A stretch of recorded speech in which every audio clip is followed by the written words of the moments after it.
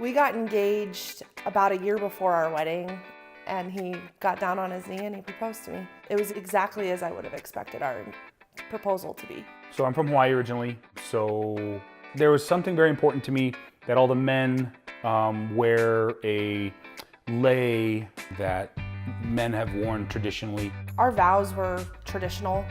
We wanted everything as far as the ceremony go to be completely traditional. Preconceived notions about Vegas is that it's just a gambling town, a 24-hour town, but it's so much more than that.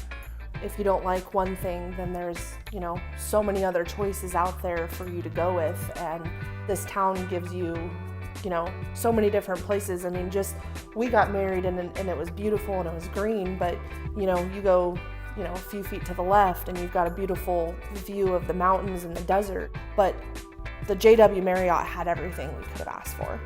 The staff there was phenomenal, the location was beautiful, everything was great.